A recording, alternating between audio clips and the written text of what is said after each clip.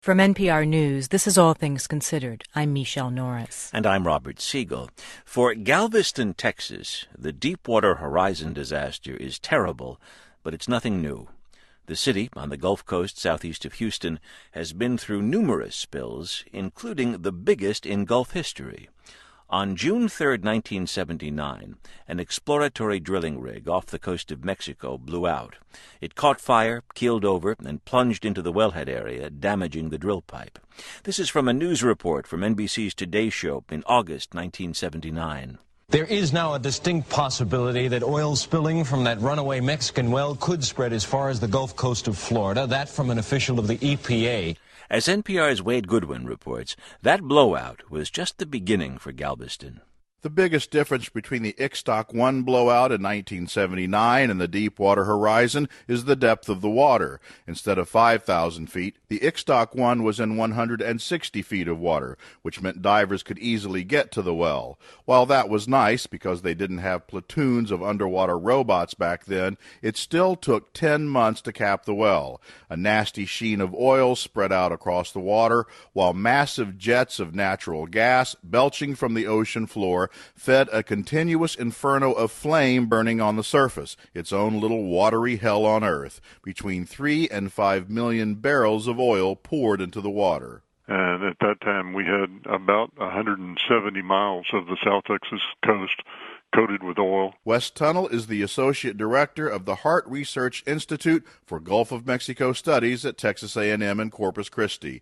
Tunnell says the Ixtoc spill coated the beaches of South Texas to an extent and depth not seen with the deep water spill. It was about 20 to 30 feet in width and a half inch to 1 foot in thickness along the entire stretch of the South Texas coast. It was a mess. The Mexican oil company Pemex eventually called the Red Adair Company in Houston to shut it down.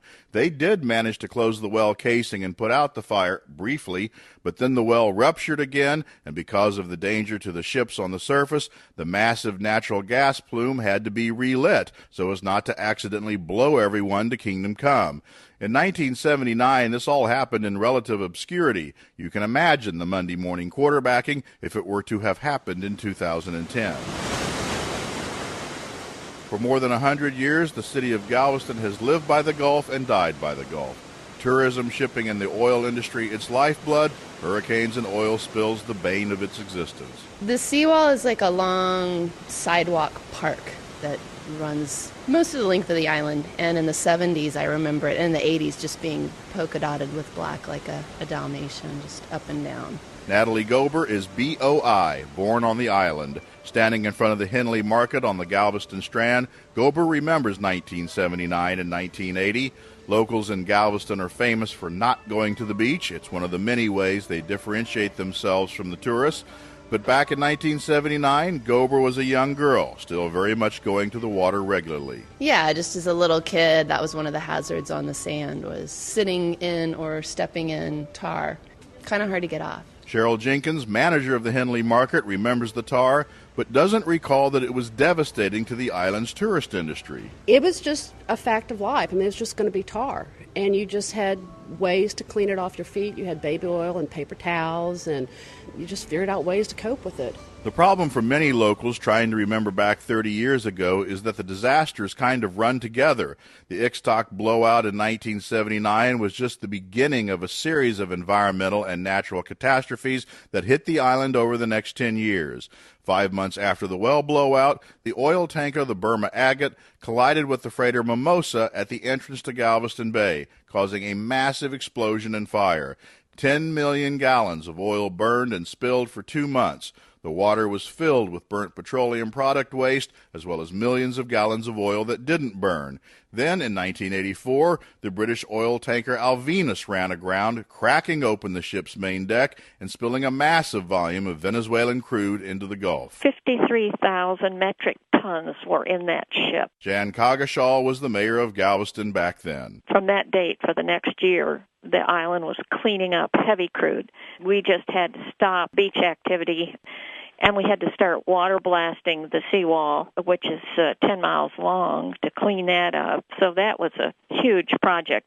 It was a very difficult time. 3 oil spills in 5 years, plus a Category 3 hurricane in 1983 named Alicia that tore Galveston up. It was a lot to recover from, not unlike the Gulf Coast today with Hurricane Katrina and the current oil spill.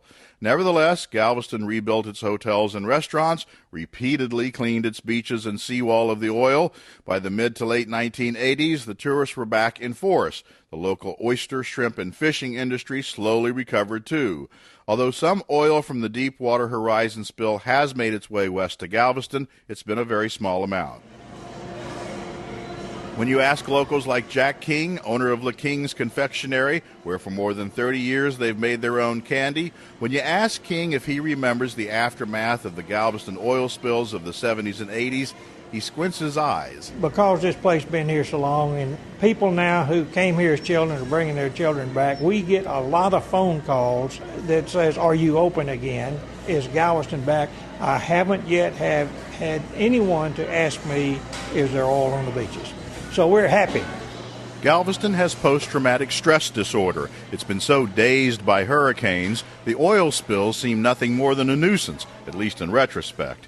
Jack King and his island are recovering from yet another devastating hurricane, Hurricane Ike, which plowed into Galveston September 13th in 2008 with a Category 5 storm surge. Most of the island went completely underwater and destruction was widespread.